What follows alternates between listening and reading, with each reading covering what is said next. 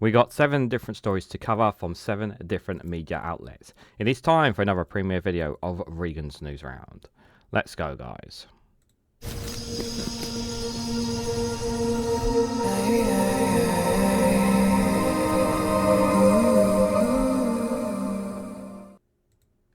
Good morning, good afternoon, good evening, wherever you are in the world. This is Reganelite here with another premiere video of Regan's Newsround, where I cover 7 different stories from 7 different media outlets. The date and time of this recording is the Friday, the 7th of March 2025 at around at 7:30 a.m. UK time. The 7 stories that we're going to be covering here within the UK. The first one will be from The Guardian with the headline that Town Hall leaders condemn an ill thought out plan to merge English councils. The second story we'll be covering is from Sky News on train performance stats to be displayed at stations in a new era of accountability.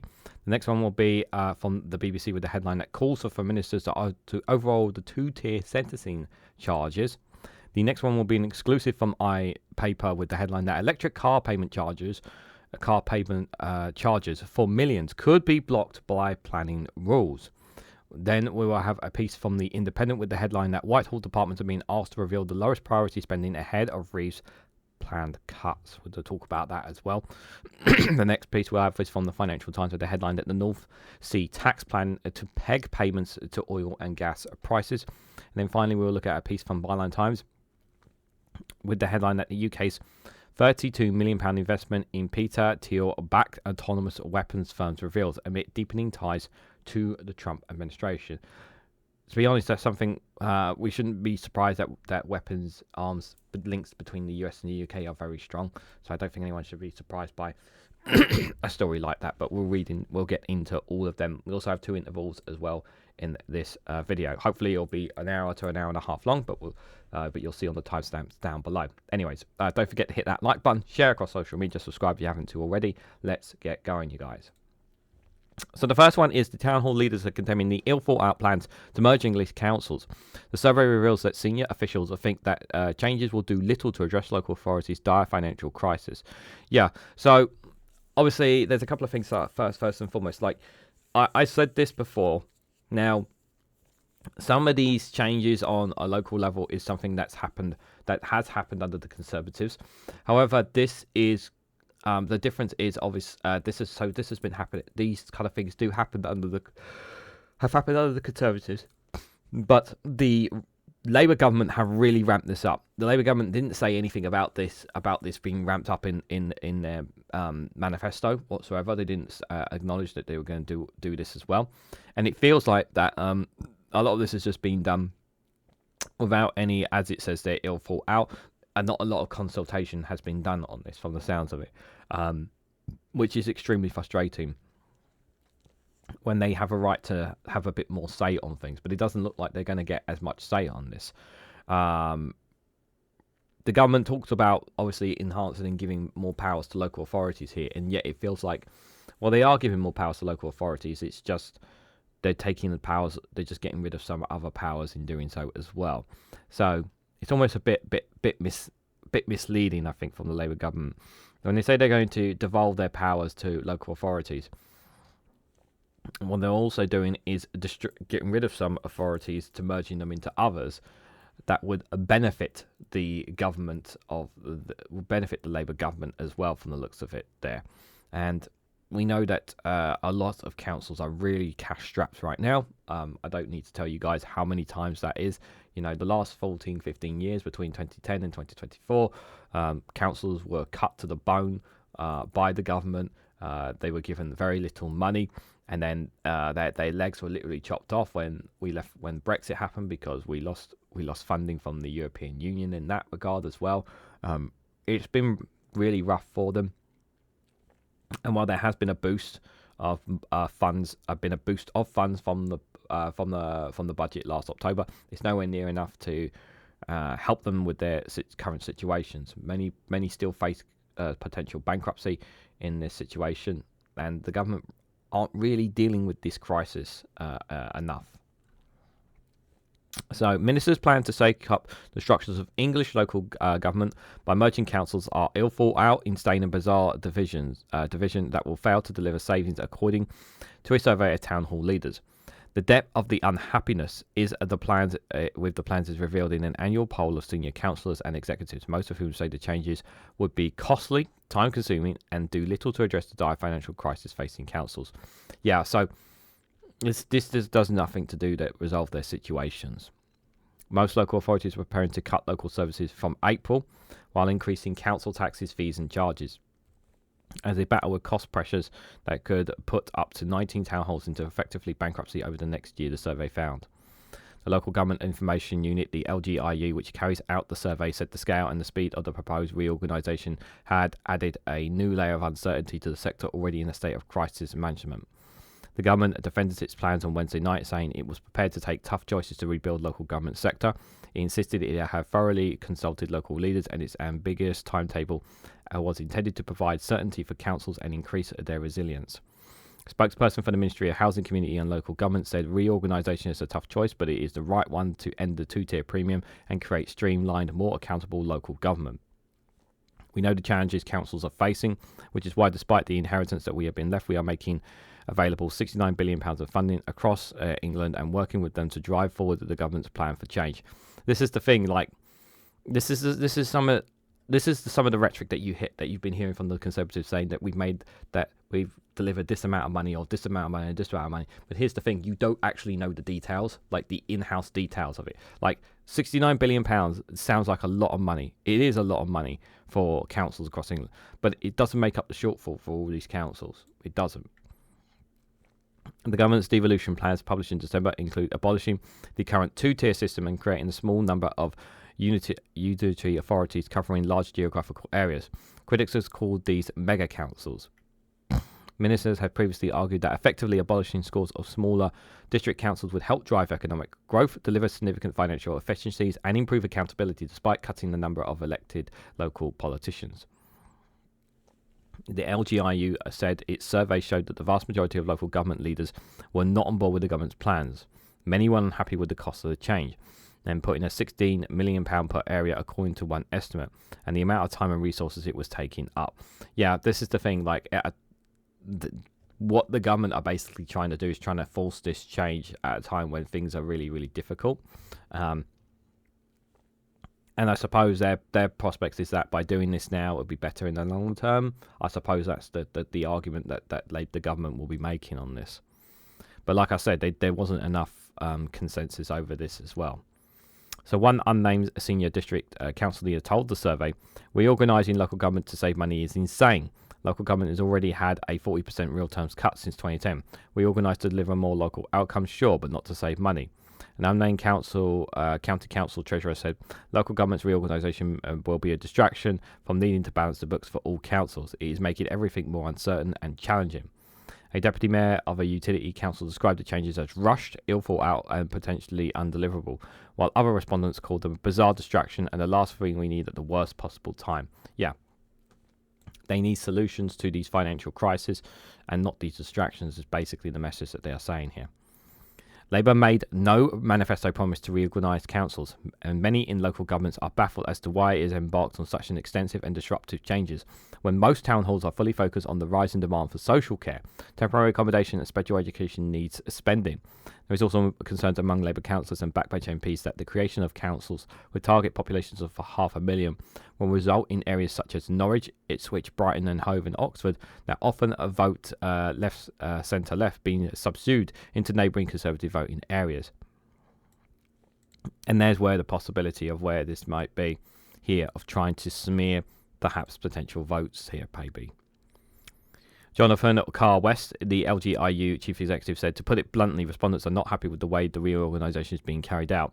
The vast majority feel that the government is not providing enough clarity, enough genuine involvement for councils in the process or realistic timeframes.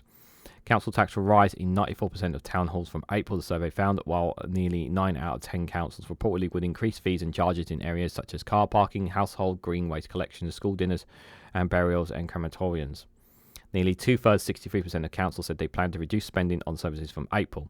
The area most commonly sought out for cuts were parks and leisure centres, local business support, arts and culture, adult social care and libraries.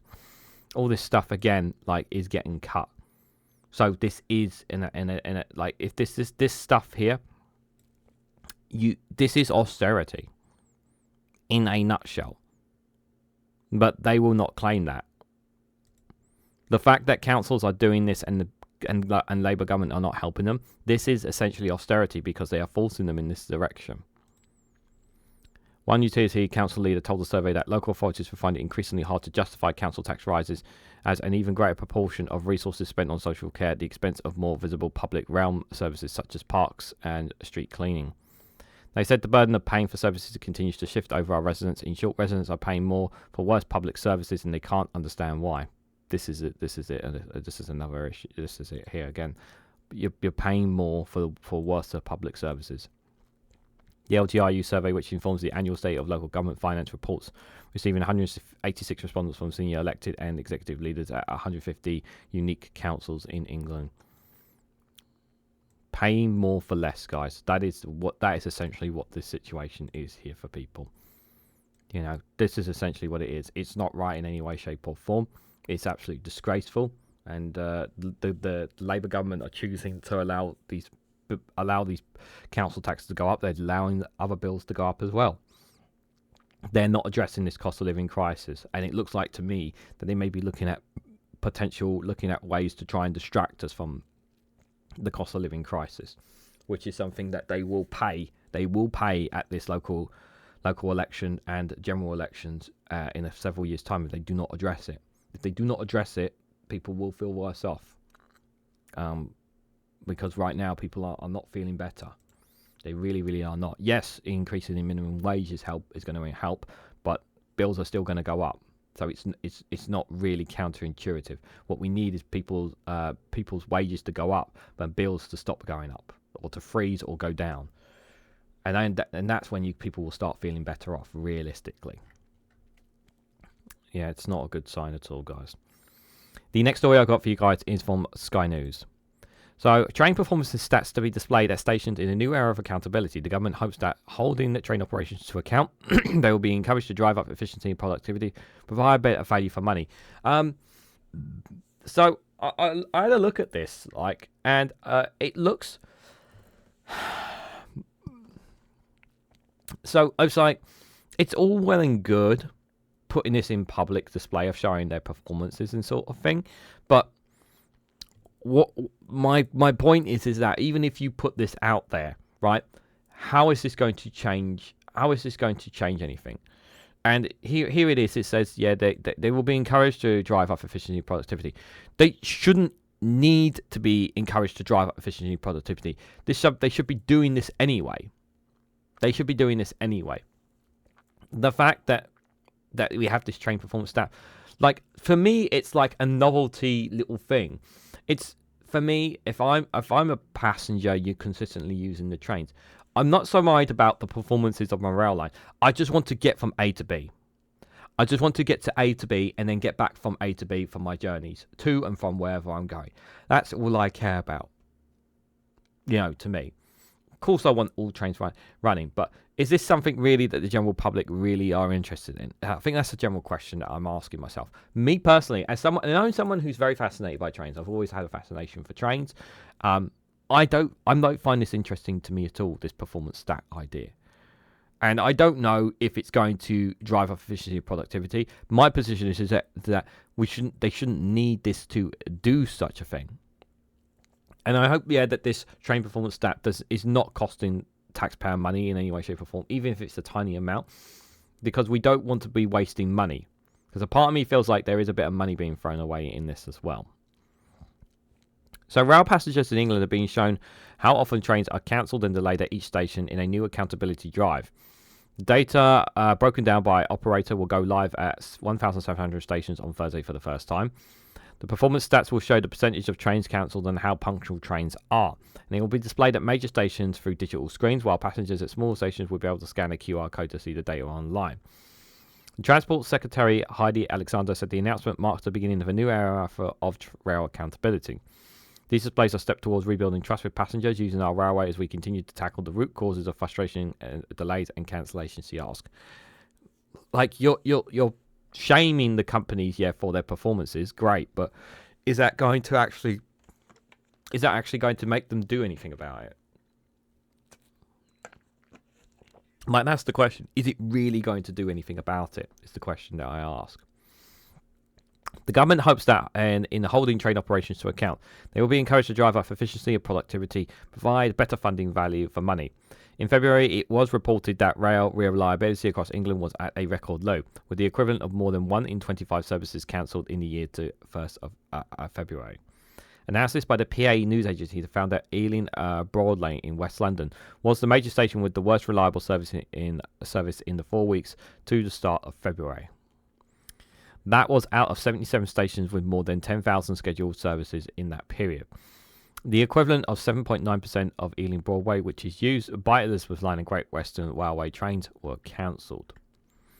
Elizabeth Line stations make up for 7 of the 10 worst for cancellations, including Bond Street, Farringdon, and Paddington. This is the newest line. And we're having cancellations. It's frustrating.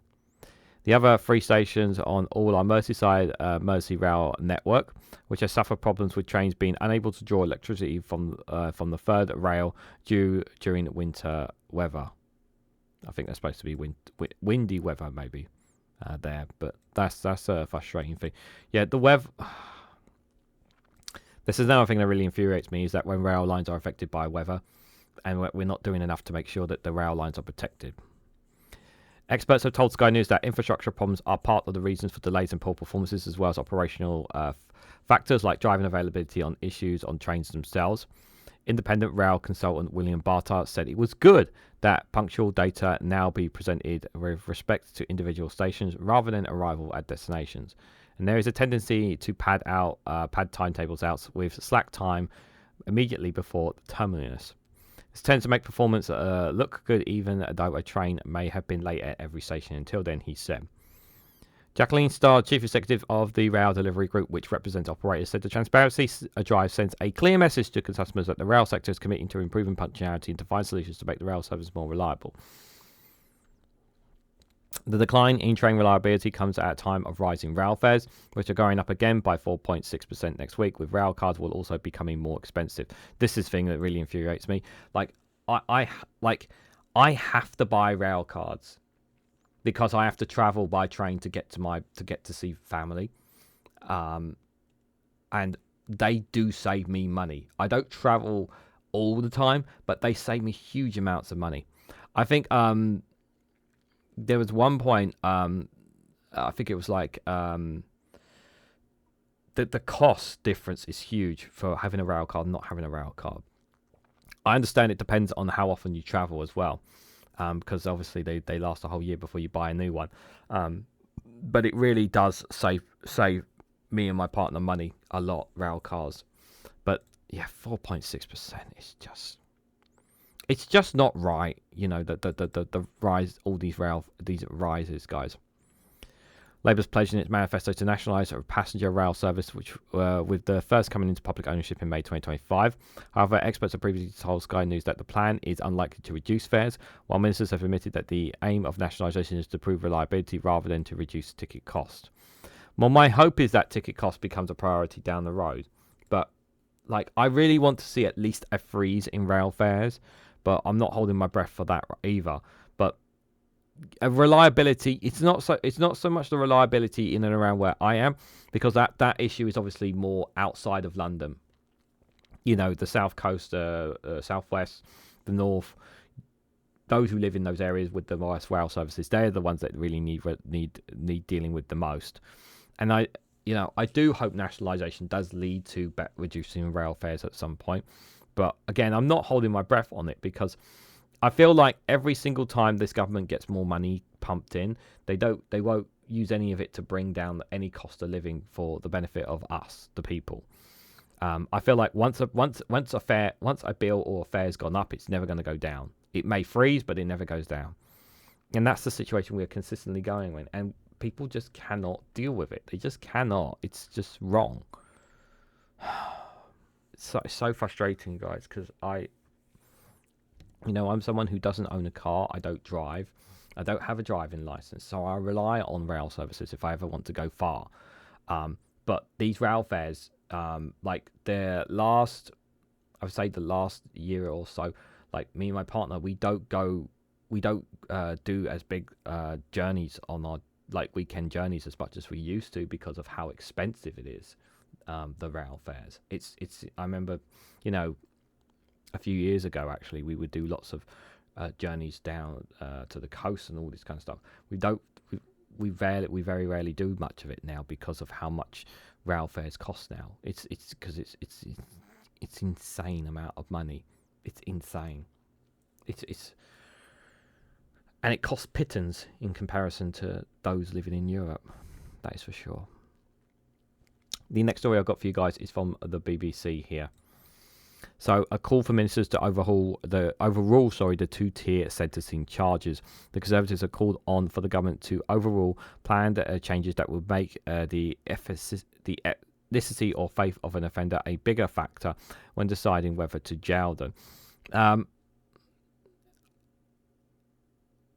I don't like that that ethnicity or faith should be a factor in whatsoever when it comes to people, when it comes to them facing any kind of sentencing. Everyone should be given a fair ordeal, and it should not be based on their religion, based on their nationality. It should be based on the crime and their history of crime. That should be decided of how their sentencing should be made. It should not be treated. People should not be looked at indifferently or treated indifferently simply because they are of Muslim faith, for example, or because they are of a certain skin color. That kind of thought process should be thrown out the window in every single way, shape, or form. Do I think that there is that issue when it comes to sentencing? Yes, I do. I do think that's an issue, and I'm pretty sure some people will speak for themselves on that. Some people will speak knowing from history and from what they've read on that for themselves. But everyone should be given. Everyone's sentence should be based on the crime that they have committed and what they have been made guilty of, not and by their history and not by ethnicity or nationality or any of that stuff, guys. I don't like that at all. So the Sentencing Council, which issues new guidance for England and Wales, is independent and ministers do not currently have the powers to override it. But the Shadow Justice Secretary Robert Jenrick told the BBC that if necessary, the law should be changed so that the government could do so. The Justice Secretary Shabina Mahmood said she will write to the council to register my displeasure and recommend reversing the change after the Tories accuse her of overseeing two-tier justice. As someone who's from an ethnic minority background myself, I do not stand for any differential treatment before the law for anyone of its kind, Mahmood has said. There will never be a two-tier sentencing approach under my watch. Downing Street said the Prime Minister backed the Justice Secretary's comments, adding that the updated guidance doesn't represent the views of the government.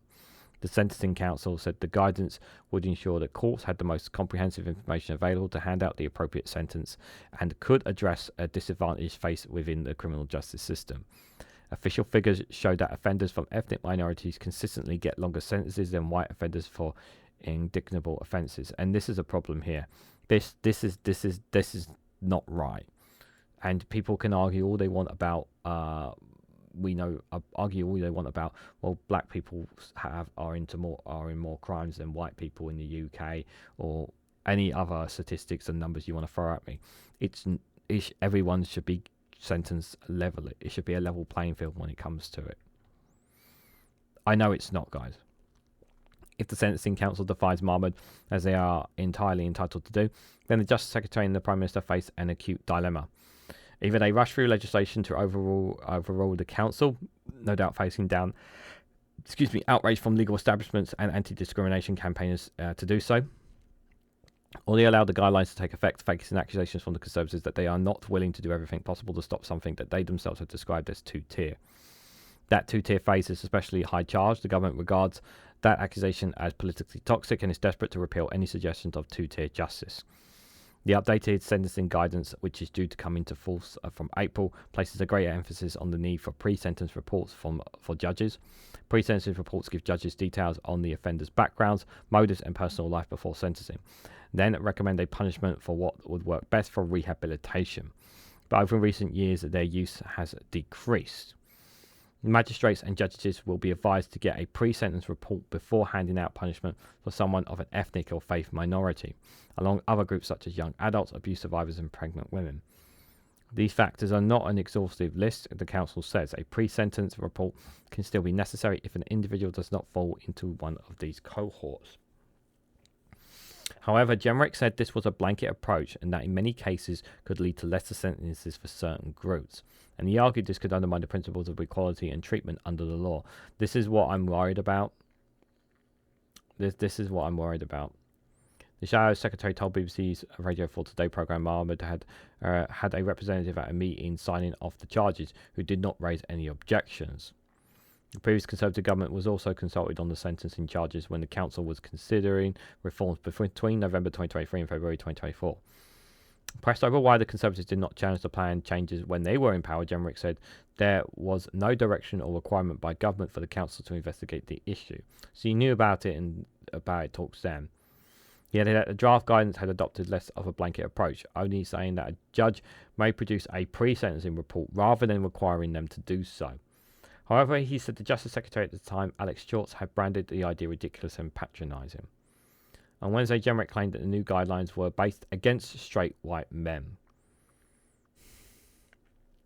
Under two-tier Keir Starmer, our justice system is set to have an anti-white and anti-Christian basis, he wrote on social media. Sentencing Council Chairman Lord Justice William Davis said the updated guidance took into account evidence of disparities in sentencing outcome, disadvantages faced with the criminal justice system, and complexities in the circumstances of individual offenders. And he added that pre-sentence reports provide the court with information about the offenders, and they are not an indication of sentence. The Prison Reform Trust said there were very good reasons for changes to sentencing guidelines. So Mark Daly, the charity's deputy director, told Radio 4 The World Tonight, said it had always been a factor that has been on the minds of sentencers in this guidelines. It is simply reflecting the fact that if we look at the outcomes from sentencing, there is disproportionality. So we know already that if you are from a minority ethnic background, you are more likely to receive a custodial sentence for an equivalent offence, particularly in certain types of offences such as drug offence, than you were if you were white. He added, it seems to me that the current dispute is a bit of a storm in a teacup. Meanwhile, guidance also advised courts should avoid sentencing pregnant women or those who have given birth in the last 12 months to prison. The move was welcomed by campaigners who said it finally recognised the deadly impact of prisons on babies and pregnant women. It's a very difficult situation, this, because you don't want a disproportionate people. However, there is a reality is that there are people being sentenced disproportionately as well. So it's trying to find that right balance there. I do think there is, I know it sounds silly, but I do think there is this possibility of two-tier sentencing here. I don't like that phrase. I hate that phrase, guys. But I do feel there is evidence to suggest that there may be two-tier sentencing possibly from this. I know he calls it a storm in a teacup there, but I don't like this at all. I wish the playing field was more level, but because of certain people's backgrounds, they're treated indifferently on their sentencing, and it's another incredibly frustrating issue here. I do hope they find the balance and get the balance right on this, because it really does matter that it's based on their, for me, a sentence should be based on their case, on each individual case, which it is anyway. But I really do think that ethnicity, religious or nationality should not really be playing a factor into the sentencing. I really don't think it should, me personally. Some people will fundamentally disagree, and that's totally fine if you fundamentally disagree. But it should be based on that. But if the crime is related to it, then maybe. Then obviously perhaps that will be different. But yeah, this is a story that's interesting to say the least, is the best way to put it. Also, is another interesting story is this one, guys. I'm very curious about this one. So, exclusive here from the iPaper that electric car payment charges for millions could be blocked by planning rules. So, councils have rejected around 80% of payment guides for EV owners, which may put Labour's pledge to stop the sale of petrol and private and diesel vehicles by 2030 in jeopardy. So I'm gonna I'm going to throw this out here that many people may not like what I'm about to say here. I don't approve of approve of this kind of format here. This picture here, I don't approve of this. I don't approve of this kind of way of charging because it's so easy for someone to, like, I know it sounds dumb, but it seems it's too easy for someone to trip up and whatnot. Drivers living in flats or terrace homes are often forced to run cables across the pavement here. I don't like this. I understand the frustration. I wish there was a simpler way. I wish there was a simpler way that people could charge their cars if they didn't have a driveway. Like, it's easy for people who have a driveway to charge their car safely, but because if they don't have one, then they obviously it's more problematic for them to charge their car. So, if I'm honest, I'm not sure how you deal with this situation, especially if you're charging your car at home. How to get around this situation. It's a very difficult one, to say the least.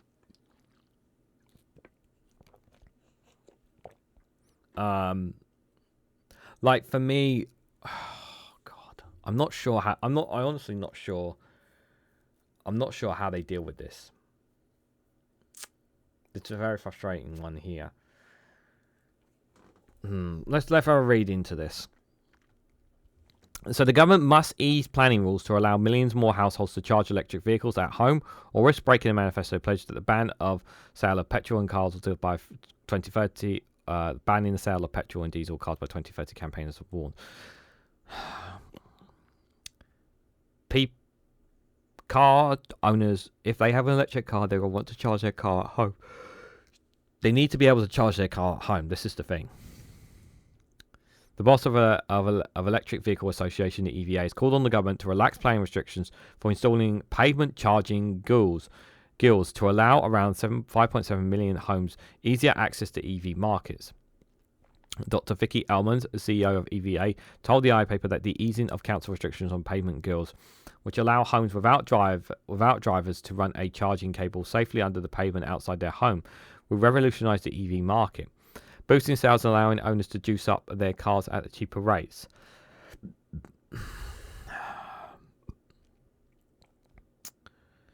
We're pushing for the kind of cost payment solutions that allow people to access their home tariffs if they park outside their home.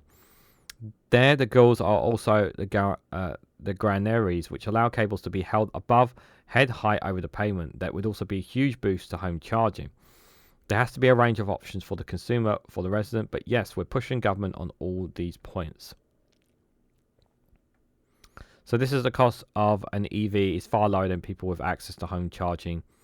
Running EV is far lower to people with access to home charging points here. So an EV charging cost here would cost per mile 2p, 8p, 2p off-peak, 8p standard rate, and 25p of the public ultra-rapid charging. So there is obviously the ultra-rapid charging where you pay a bit more to charge your car a lot faster there. Typical cost of KWH, 7p, 25p, 79p there, respectively. And then obviously you have the difference there in terms of petrol and diesel there. You can see is much higher there, typical cost. Emin is also pushing for the government to reduce VAT on commercial charges, which can be more expensive to charge an EV than filling up a petrol and diesel car. Yep, 100% agree with that. The VAT should be lower on commercial charges. She says you only have to pay 5% of VAT on your home electricity supply, but you have to pay 20% if you're using a public charge point. So that just adds to the discrepancy. We're keen for the government to look at a cost stack to try and unpick those costs and then try to understand how to bring them down. Around 40% of all UK homes do not have drives, and around half of those, almost 6 million households, are terrace housing with the potential for payment charging. However, around 80% of local councils do not allow payment charging to be installed, and those that do force households to go through a lengthy and expensive planning process to get the gully installed. That's the frustration there for people. Domestic applications are forced to go through the same process as the utility company to dig out a pavement. Pavement gully typically costs between $600 and $1,000 to install, depending on the specific product, local council regulations, and the cost of planning permission. Should a household manage to get permission for the gully, the government's EV charge point could grant A grant could contribute up to £350 or 75% of the total installation cost. Without EV cable gullies, which go below the surface, many EV users have been forced to run cables from their homes and across the pavement. While this practice is not illegal, this could result in legal action being taken against EV owners if the cable causes injury to a pedestrian. The Highway Act does give local councils the power to remove any charging cables across the pavement that could be considered a trip hazard or be dangerous in a way such as potentially causing a fire. EV owners may be forced to use more expensive commercial stations. Any EV charging that equates to more than 60p per mile than the average for even a large SUV makes powering up an EV at a commercial charging point more expensive than owning a petrol or diesel car, according to research from which we found the average cost of a fast charge at a commercial power station costs an average of 25p per mile, compared to 2p on a cheap rate domestic tariff and 8p during a peak rate at home. Emin added what a consumer needs is certainty. EVA England, we strongly believe that the government is committed to restoring the 2030 phasing out of petrol and diesel cars, and it will bring that certainty and drive that investment needed to make sure that EV cars are working for the driver. Yeah. But as the market evolves, the challenges shift, and that support packages must also now include targeted action that reduce the cost of charging for those without driveways. Now, we're not at the moment able to access cheaper charging rates. Reducing VAT on public charging will all be critical. Governments launched a consultation to shape UK transition to net zero emissions vehicles in December. In the government's call for industry feedback, it added that it is seeking views on how to restore the 2030 phase-out date for new purely petrol and diesel cars. That was pushed back to 2035 by the previous Conservative government and make the transition to net zero emissions vehicles a success. A spokesperson for the local government association, which lobbies on behalf of English councils, claimed that authorities were unable to fund some improvements to EV charging facilities due to budget pressures. Adam Hugg, the transport spokesperson at LGA, said there are many often competing demands on our pavements and highways, and councils will consider a range of factors before deciding whether to support such solutions, including impacts on parking demands and traffic, planning rules and safety and accessibility. Councils are also investing in public charge points to help ensure availability for everyone. Councils would like to do more, but demand pressures from critical services such as adult and children's social care, housing and tackling homelessness must take priority given the limited resources. Yeah. Government spokesperson says, part of our green energy plan for change's mission, we're committing to delivering the charging infrastructure the country needs for electric vehicles, and we will consider how the planning system can further support the rollout they need, as well as recognising most drivers want to convene for charging at home, which is why we have published guidance for local authorities on cross-pavement solutions and offer a grant to households with on-street parking there. So here's some EV facts and figures. So 11.4 million, that's 40% of homes in the UK are without a drive. 5.7 million, around 20% of homes that could benefit from pavement charging. 1.4 million, 4.09% of the 34 million cars on UK roads are fully electric. By 2030, the year that Labour pledged in its manifesto, return to the banning of sale of cars and petrol diesel cars after the previous Conservative government pushed back the date to 2035. So that is something that they are hoping to stick to. Whether they will or not is another thing. So, here's the thing. Obviously, seeing that picture does put me off from whether or not I think it's a good idea. But at the same time, it's like, well, what else are they supposed to do, Regan? And this is the thing. This is the problematic, if you want to, because people would rather charge their cars at home. And it makes logical sense for people to charge their cars at home. But obviously, when people don't have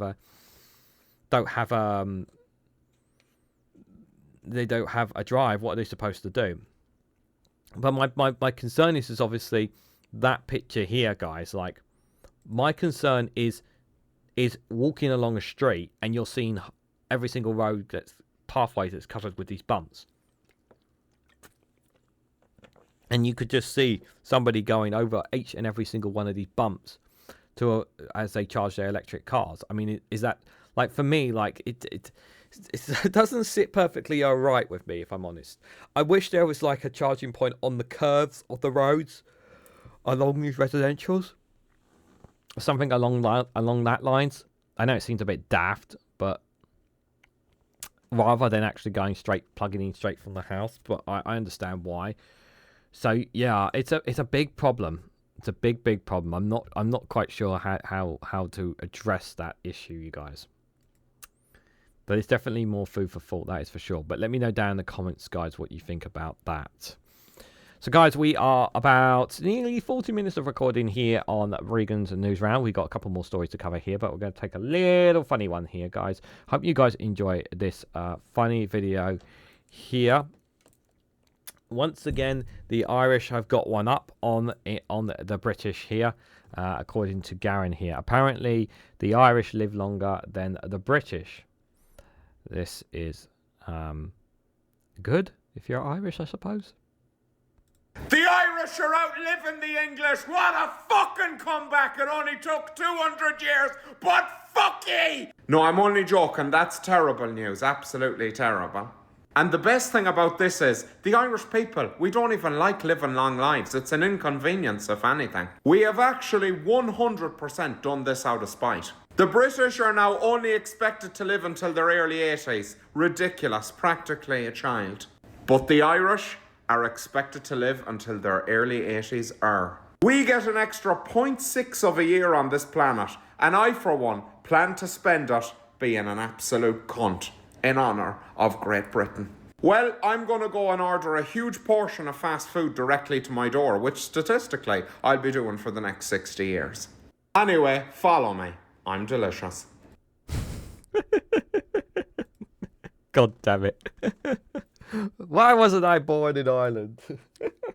Well, at least I've got Irish blood running through me, at least. I've got that, at least. I've got that. Half Irish blood, at least. So no one can tell me that I'm not. I'm not fully British.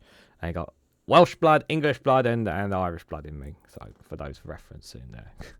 Guys, just a quick reminder, if you haven't already, please hit that like button. It would be greatly appreciated. Share it across social media so others are notified of this video. If you haven't subscribed, please consider subscribing to support the channel as well. If you want to support me in a financial way, you're more than welcome to do so as well. It does help me keep going here on this channel and across the other social media platforms where I promote content, this kind of content. You can leave a super chat down below if this is from a premiere video, or join the YouTube membership for as little as 99p. Being a YouTube member gets you access to custom emojis as well as access to members community posts, and if you join the 199 membership level, you get early access to additional content. So do check out those perks. If you do financially support me in any way, shape or form, thank you so much. You really appreciate it. There are other ways you can support me as well. You can also buy me a coffee as well. You can even join the Patreon for a limited amount of money as well. And also on the Patreon, you get access to exclusive content on that platform, as well as you do on Rumble if you have access to Rumble in your area as well. Rumble is also an outlet where I do exclusive content, mainly covering foreign news. So mainly around the Middle East is mostly where I do content on there. So if you want to check out content and my thoughts about stuff around the Middle East more than any other place, Rumble is the place to check out, guys. So links for all that stuff is down below. If you want to find me across any other social media platform, whether it's Blue Sky, Instagram, Twitter, Threads, whatever that may be, or even on the Facebook page, click the links tree down below and you can find me across any of those social medias, and join our Discord community, which is free to join as well. Link for that is down below there as well. So thank you everyone for listening. It's greatly appreciated. The next story I've got for you guys here is from the Independent. So the Whitehall departments have asked to reveal the lowest priority spending ahead of Reeves' planned cuts. So Whitehall departments and the welfare budget areas are being targeted for spending cuts ahead of the spring statement. This is so infuriating. I'm really angry about this. So they are going to be cutting even more in these areas to try and here's the thing, like, I just don't know where you're going to find the money from. Like, people are struggling out there, and there are still people struggling out there. People cannot afford basic means to live on their own. Like, if someone is not in a relationship, if you aren't living with your parents, like, unless you have a really high wealthy job that's earning more than £100,000 a year, like you're just up to 50,000, like even 50,000 or whatever a year, like, it's still a struggle for a single person. But an average person on the minimum of wage cannot cannot afford the home, and even as a couple, it is very hard for people to be able to afford Simple basic means. So what happens? They end up on the dole. They end up on the dole. They end up homelessness or on the dole or living with their parents to try to get out and make something of themselves. And they wonder why people are getting more and more on the welfare. It's not just because of what happened with COVID, and it's not just with what's happened with our NHS here. People cannot afford to have the basic necessities to live a life of their own, so they were relying on the state to keep them going.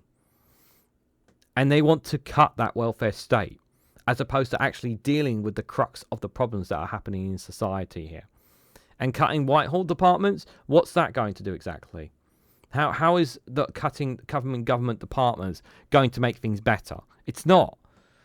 This government has got everything totally wrong about the situation in the UK. Totally wrong. Everyone knows where the money can come from. It needs to come from the richest and the wealthiest in society. They need to pay more. The biggest of businesses, the high earners of businesses, need to pay that little bit more as well. They have the money to be able to help balance the books. And where I am asking this government to use their goddamn brains and understand that the lowest people in society cannot keep paying for this. You are going to more and more people are being driven into poverty as by these actions, and Labour are not seeing what is happening here. It's ridiculous. So government departments have reportedly been asked to identify 20% of lower priority spending areas of Rachel Reeves eyes up billions of pounds of cuts ahead of the spring statement. The Chancellor presented earmark savings to the government's spending watchdog, the Office of Budget Responsibility, the OBR, on Wednesday before she delivers a statement on the 26th of March.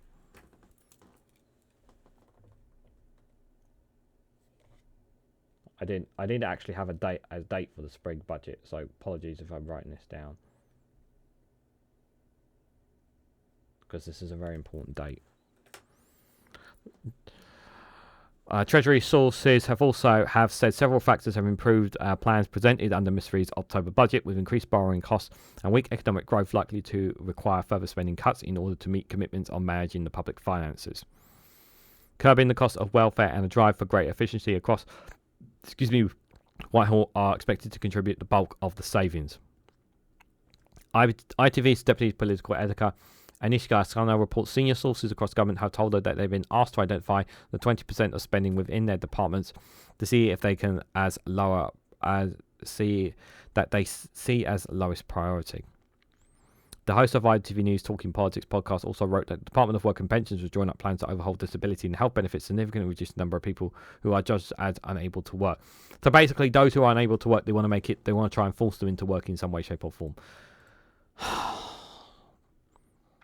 I've already said what I've said about this, guys. This is just, it's inhumane. That will mean that fewer disabled people will receive higher benefit levels. Many more will be expected to search for work.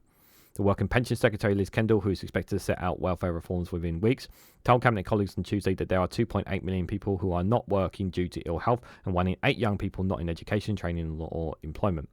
She told them that this is holding back in the economy and is bad for people's well-being and health, with the sickness and disability bill for working age people rising by 20 billion since the pandemic and forecast to hit 70 billion over the next 5 years.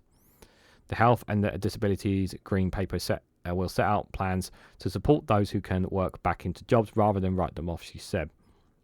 A government insider told the BBC that clearly the world has changed a lot since the autumn budget. People are watching that change happen before their eyes.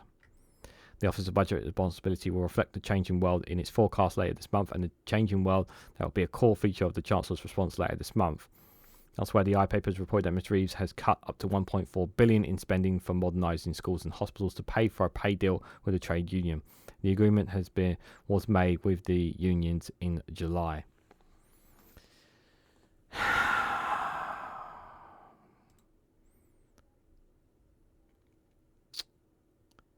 It's the poorest in society are being punished here again. You keep punishing the poorest in society. This is not gonna go well for them. It's gonna hurt them. It's gonna hurt this government. They think they're gonna get away with this. It's not. This is going to hurt them.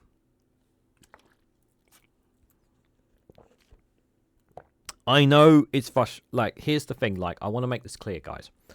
I understand the consistent increase in the welfare budget is problematic and it needs to come down. I fully accept that because it's continuing to rise and it's costing taxpayer money.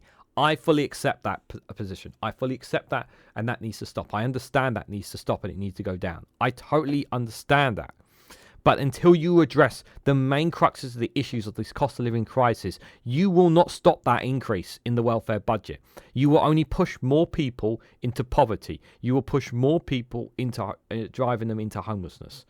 That is what will happen if you do not address these cost of living crises. You have got to reverse these energy bills increases, these water bills increases, these council tax rises increases, these rail fare increases. All these bills that are going up for people is making life more difficult.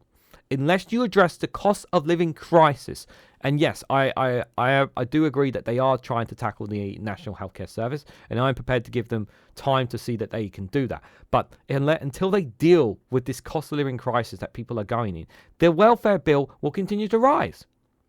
Because people will not be able to afford living in particular in England. It just will not. It's only going to get worse. You have to deal with this situation. And they're not prepared to deal with it. They're not prepared to deal with the energy bills. They're not prepared to deal with the water bills. They say they're going to hold them to account, like with the waters, but it's not dealing with the fact that people are going to be paying more for their water bills. People want to be able to live, want to be able to pay. They want to be able to work a decent job, earn a decent pay, be able to live a decent life. And people at the moment are being forced to work second jobs, some even third jobs, working more than 60 hours just to get by. That's not a way to live. That's no way to live. I mean, it's right there in front of them, the government, of why people are in this situation. And I do accept that the broken NHS service is also in part due to the welfare state as well. But that is not it's not just the only reason why people have turned to it, because of the cost of living crisis. We are still in a cost of living crisis, guys. Let me be very, very clear about that. No matter what people are saying, we are still in a cost of living crisis. We have more people in poverty than ever before. We have more people homelessness than ever before. And we want to get these people on their feet. Well, we need to make sure that we are doing something to ensure that people who are earning the lowest of pays are able to get a decent shelter for themselves, able to afford the foods that they need, be able to pay for their bills, be able to do whatever, be able to have a little bit of luxury for themselves as well. Because right now it's non-things, like non-commodities, non-luxury, it's essentials that are becoming the priority, are the main priorities. Non-essentials are getting hurt every day in the UK because people cannot afford them, or they're choosing not to do it because they're looking after their pennies. Let's move on, shall we? Next one here is from the Financial Times. So the North Sea tax plan to peg payments to oil and gas prices mechanism is laid out in consultation will replace the controversial windfall tax. So let's just read into this before I give my thoughts, guys. So UK oil and gas drillers face a new tax that would see them pay more if global price rises under proposal to overhaul the North Sea duties regime in the wake of the energy crisis. The mechanism would replace the controversial windfall tax under plans to outline in the consultation on the future of the North Sea to be published on Wednesday, according to people within the industry and government. The industry has called for greater predictability in the regime and ordered to guarantee investments that can span decades. The windfall tax introduced in 2022 in response to surging prices in the wake of Russia's full-scale invasion of Ukraine is a 30% levy on profits made from oil and gas on top of the permanent tax regime of 40%. It is due to expire in 2030, but new proposals will see companies continue to pay the permanent taxes, but with a mechanism that would mean that the rate would climb if wholesale prices also rise sharply. Drilling companies have complained that windfall tax suddenly introduction and subsequent extension undermines sector confidence. They have argued that the implementation of a flexible rate pegged to energy prices would make the tax system more predictable compared to introducing one-off charges. The consultation is also expected to include Labour's plans to ban new oil and gas exploitation licences in the North Sea in line with its manifesto commitment. The plans have been criticised by GMB unions, one of the Labour's most generous donors, with General Secretary Gary Smith calling it madness against the backdrop of an increasingly fragile world. For as long as we need oil and gas, banning new licences have never made any sense. In a new geopolitical reality, it is madness, Smith, one of Britain's most powerful trade chief unions, has said. We do need oil and gas, but we're not at a point. He's just doing this to protect his workers. I'm just saying. I want to put this out there. He's doing this to protect his workers, and I understand we need to protect jobs. Okay, I understand that. But we also need to. Also, people need to understand we have to make the transition. We need to stop relying on oil and gas, and we need to get to that point. We have got to transition out of our need for oil and gas. We've got to do it. And I accept that if this hurts taxpayers' money, I will accept that if it hurts taxpayers' money to transition out of the need for oil and gas, I will accept that. But we do need to do that. The consultation expects to set out options on how this would work in practice. Industry has been pushing for ad hoc licenses of fields next door to existing ones originally explored a decade ago to be allowed. Such measures, which have been discussed inside government, are likely to spark criticism from climate campaigners. Officials said that the consultation was very open-ended and will not indicate the government's preferred route.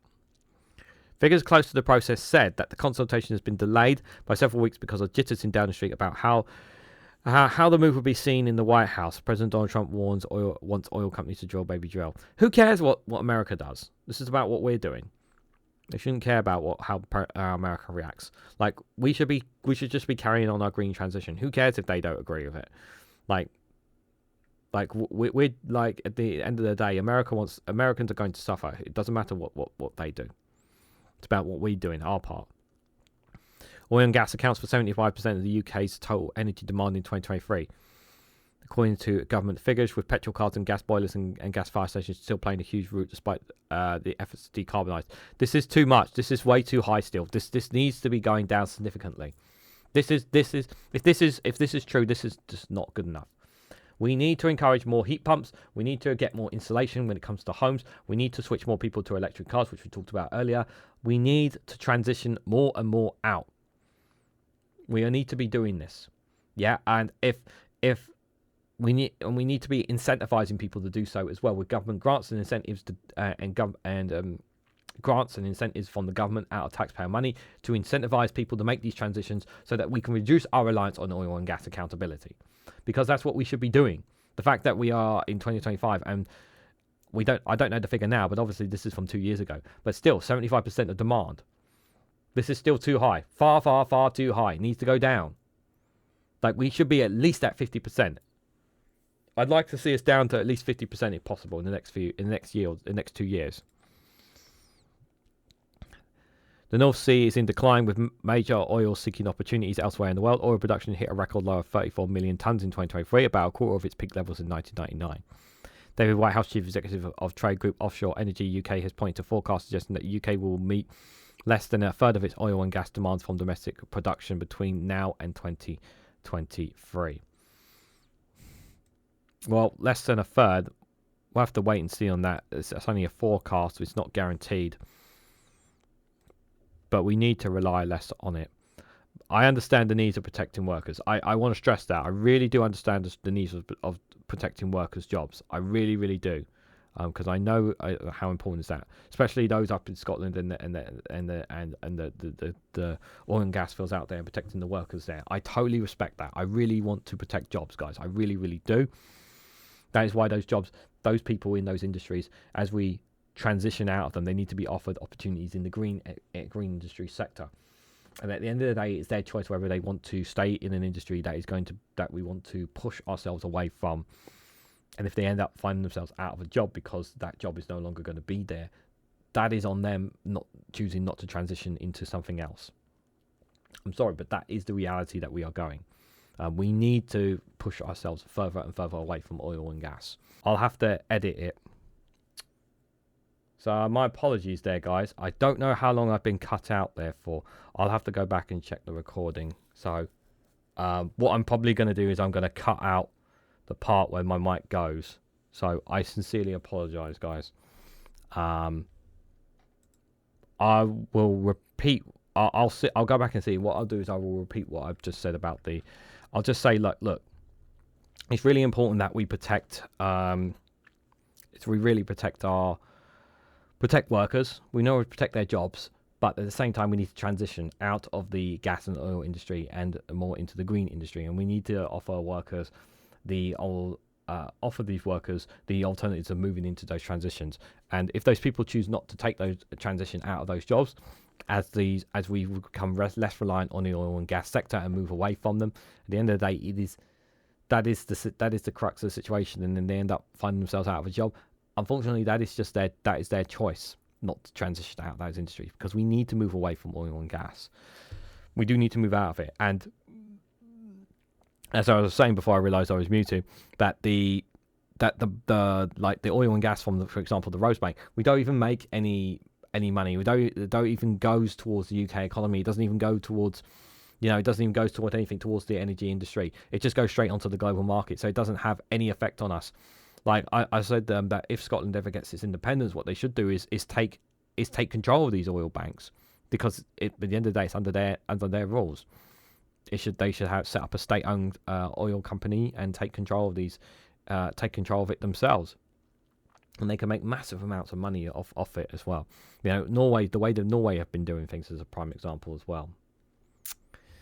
So guys, I got one last story for you guys. This one is from Byline Times here. So the headline is UK's £32 million investment in Peter Thiel-backed autonomous weapons firm revealed to admit deepening ties to the Trump administration. The contract seen by Byline Times includes $7 million for a fleet of near-silence ghost drones. So let me read a bit more into this, you guys.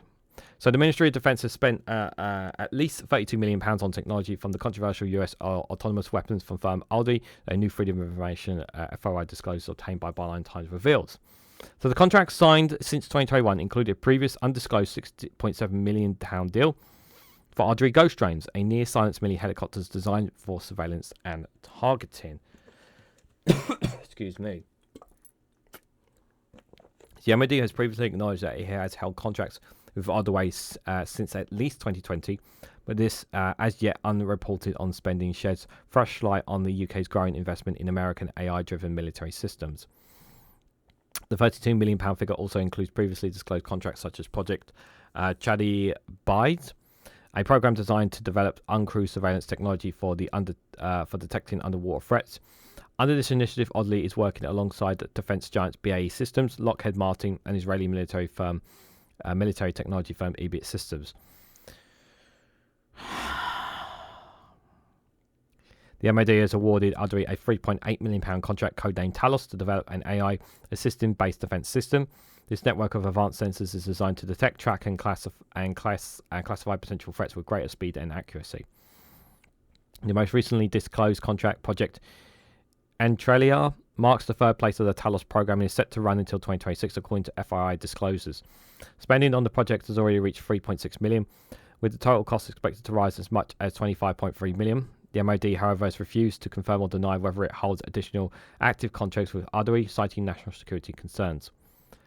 Ardrey's AI-powered Latitude system, which underpins Project Talos, was previously deployed by the first Trump administration to reinforce sectors of the US-Mexico border wall. Its network of 360 degrees surveillance towards towers capable of detecting and tracking objects of interest around the clock was used to assist US Border Patrol agents in identifying and detaining migrants. The program continued under the Biden administration. In the UK, Ardrey's AI-powered products were used by the Home Office under Rishi Sunak's government to track small boats crossings as part of the government's Stop the Boat strategy. In December 2024, investigations found out that the Ferret reported that the Edinburgh-based investment firm Badgell Guildford was one of a group of investors which brought in $1.2 billion for the company, pledged to use the cash injection to hypersell its manufacturing and tens of thousands of autonomous weapons systems. Founded in 2017, the backing from Republican donors and Platinum co-founder Peter Thiel, Ardrey has positioned itself as a disruptive force in military technology. Led by libertarian entrepreneur Palmer Luckey, best known for creating the Oculus VR headset, the company secured £1.5 billion in new investment last year, including from Thiel's founders' funds, a key entity in Ardrey's origin story. After selling Oculus to Facebook for $2 billion in 2014, Luckily, he attended a retreat on Sonia in Islands in British Columbia, hosted by the fund, where he met Trey Stevens and then a Platineer employee. Following the meeting, Thiel convinced Stevens to leave Platineer and join Founders Funds, focused on venture-backed investments, targeting government contracts in an effort that would eventually lead to Audrey's founding in 2017. Initially, Audrey positioned itself as a provider of low-cost surveillance tools, winning contract from the US Department of Homeland Security, pitching its border monitoring technology at a time when few ventures-backed firm besieged Platineer and Elon Musk SpaceX, where major government contracts with seeding funding from Thiel's network. Luckily, Stevens and a group of ex-Platineer executives developed Andres as a new entry into lucrative public sector work. Luckily, his departure from Facebook in 2017 came under opaque circumstances, shortly after revelations that he had funded an alt-far-right group, Nimble America, which ran anti-Hillary Clinton campaigns. He declined being alt-right, but defended the donations, arguing that the group had fresh ideas for engaging young workers. Recent reports suggest that Zuckerberg and Luckily now may be repairing their relationship as they align themselves with new Trump administration. Already, like Platineer and other Thiel-backed ventures, takes its name from the Lord of the Rings, referring to Aragorn's sword of the Flame of the West. Luckily, he described the company's mission as a battle to save Western civilization through selling advanced weapons technology. In a 2024 interview, he also identified himself as a radical Zionist, reflecting Adari's tacit support of Israel's military operations in Gaza. Reflecting on the future of autonomous warfare using pilotless aircraft, Luckily has stated that pilots need to sleep, pilots complain, and drones don't do that. Yeah, but drones also make mistakes. Drones don't know what's right and wrong. Drones don't have a brain. It doesn't think like a human.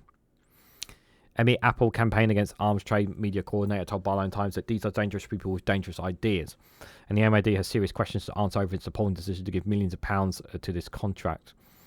As recently reports the Times, the company's UK operations have doubled in size over the last 15 months. UK's managing Rich Drake expects it to double again over the next year. The Founders Fund is already in talks to lead a new funding round that's worth as much as $2.5 billion. Helping to secure a potential £28 billion valuation for Audrey. So them and many others are going to be... It's a boom right now for weapons manufacturers, for private weapons firms and all that, because of what's happening right now. Because of what's happening in the war in Ukraine, because of America looking to pull out. So it's a boom right now for these industries. The company's deep ties to the Trump administration and its financial backers have positioned it as a major player in the US defense sector. Alongside funding from Thiel, Audrey has also received investment from Anderson Horowski, whose co-founder Mark Andersson, along with his billionaire compadres Musk, Bezos and Zuckerberg, are reportedly helping to shape policy in the White House on technology, business and national security. Vice President J.D. Vance, another Thiel protege, also supports Andre through his investment firm Nadia, which funds itself by Thiel in its names after one of the Rings powers in tokens methodology. Andre's recent announced a £1 billion manufacturing facility in Ohio, Vance's home state, but denies any political motivations, claiming the plans predate his election. Sure. Meanwhile, Platineer and Musk's extensive support of Trump and the Republican Party over the years has helped secure them unprecedented access to a new administration. Musk is leading the so-called Doge and currently engaged in aggressively gutting government agencies, while Platineer stocks value shot up 336% over the past 6 months, with the company expecting a windfall from Trump's government overhaul. Platineer CEO Alex Karp has said that the work for Doge would be good for Americans and very good for Platineer, which generate around 2/3 of its revenue from government contracts. Recent reports claim that at least 3 individuals associated with Platineer or Peter Thiel were involved in the online recruitment efforts for Doge. Andre also appeared poised to benefit from the political alignment following Trump's electoral victory. Director Stevens met with the then president-elect to discuss shaking up the US military, a move that aligns with a broader push by tech firms to carve out a larger share of the £850 billion defense budget. The company is already poised to take over Microsoft's £22 billion US Army headset program, according to the Financial Times. Andre and Platineer are also now part of a consortium, along with SpaceX, OpenAI, autonomous shipbuilder Sarasonic, and AI firm Scale AI, aiming to challenge traditional defensive contractors like Lockheed Martin and Boeing to disrupt the industry. Rasha Abdel Radin, an independent expert on technology and human rights, also warned that the Trump administration is on a radical deregulation drive, particularly in technology and defence, and the UK is following suit. Other race owners and investors are repeatedly an unholy alliance between alt-right politics and military business. We need urgent global regulation to stop the development of autonomous systems that automate killing. Audrey and the Ministry of Defence were approached for comment. Platini declined to comment. This is very scary stuff. The more of our weapons and warfare as we move towards AI, but we also have companies and administrations here like Audrey and Platini who are looking to push out the traditional contracts and investments for firms that many of us that most MODs and defence industries are associated with, going towards more AI, artificial intelligence weapon software, because it's seen to be cheaper and obviously less costly for human lives, and just allowing the use of technology to engage in these warfares as we go further and further towards that. And that's essentially what it is there. It's very scary, and especially at a time when Europe needs to increase more in defending. It seems that the UK is still, like I said, the UK is very deeply tied into Trump administration, to US weaponry as well. The deep links there, and untangling that is not something that's going to be a 5-minute job, even if this Labour government wants to do so, which I don't believe it will. The EU will also be pushing and investing in not just state but private companies in Europe, weapon firms and weapons manufacturers, to build up in Europe by themselves without the needs of America, reliance on America to be able to build and supply the weapons and demands that they need in order to build the defences that Europe needs to protect itself from Russia and maybe perhaps Russia, Iran and other aggressors to the European Union as well. This is a boon opportunity. This is the boom period right now for weapons and weapons periods, including still also what the conflict that's still happening in Sudan and other parts of Africa, also still what's happening in Ukraine with the conflict there, as well as also that in Myanmar as well there, and other conflicts, minor conflicts that we don't hear about happening in the world. This is more and more reliance of where we're going. It's very, very frustrating, guys. So guys, before we head out, I've got one funny video for you guys before I see ourselves out. I'm very, very worried about how much, I don't know how much I've been muted for the previous thing. So it's something that's really, really bothering me right now, because I can't stop recording because of the way I record these videos. So it's something that I really have to look at later. It's very worrying me. But I hope you guys are found most of Regan's Newsround informative, helpful to you guys. We're got one funny video to see ourselves out. This is a really an old one here from Janie Goodley here. May her soul rest in peace. She's no longer with us now. But it's an old one here of her basically pretending to be Liz Truss here when she was Prime Minister. Yes, the Liz Truss days, guys, I know. But it's Jane Goody, so it can't be that bad, can it? But I hope you guys enjoy this one way or another. Aye, so big deal. I did do a U-turn on the public sector pay rules, but at the end of the day, I'm allowed to do U-turns. Margaret Thatcher was a lady for not turning, but we are a new breed of Tory, so we do a bit of turning. And also, there's another thing that I want to discuss. People said to me, why did you be so nasty about Nicola Sturgeon and say that she is an attention seeker and she should be ignored? But honest to God, people don't know this, but Nicola Sturgeon's great Auntie Agnes has got a next door neighbour called Eloise, and see Eloise has got a son Stephen, and see that son Stephen's got a best pal called Stuart who does my hair, and he says that he heard Nicola Sturgeon slagging me off in the back of a taxi all the way down to Wetherspoons. And I'll tell you this, and I'll say it for nothing, and I'll tell you right now, see if Nicola Sturgeon wants to have some beef with me, we'll do it the way proper women do. We'll have a dance off, and I tell you what, I can do a paso doble like nobody can. Can't wait to see Nicola kicking up her slingbacks and seeing how she can dance me off. Aye, so that's what happened. Somehow I don't think Liz Truss is very capable of dancing, but maybe that's just me. But Jane Goody apparently has claimed that that's what Liz Truss can do, but I'm not going to hold my breath. I'm not going to hold my breath on that, guys, if I'm absolutely honest. But maybe some people think they will. Do you know who I actually blame for maybe the mic may being cutting out today? I blame the orb, because the orb has been turned on. It's been empowered. So it looks like here I managed to squeeze everyone on the scene here, guys. So for those who don't know, you get emojis for the gang behind me. Ollie the octopus, Pingu the penguin there, Blaze the Charmander Pokemon, and Cash Dummy the Cookie Monster hiding behind them there. And we also have the lava lamp and the all-powering orb, which empowers the channel, but it also may have cost me a bit of time on this as well. But hey ho. So guys, let me know what you guys thought of all the stories that we covered today. Covered quite a variety of topics there. Thank you so much if you've watched this live on the premiere. If you've just happened to just be listening to this in the background, thank you so much as well. Really appreciate it. Let me know your comments and feedback down below, what you guys thought of the topics that we discussed today. Just a reminder, if you haven't already, on your way out, hit that like button, share this across social media, subscribe if you haven't already. Do consider joining the YouTube membership as well. Do check out the Patreon and Rumble for exclusive content on those platforms. And thank you very much for watching, and I hope to catch you all very, very soon.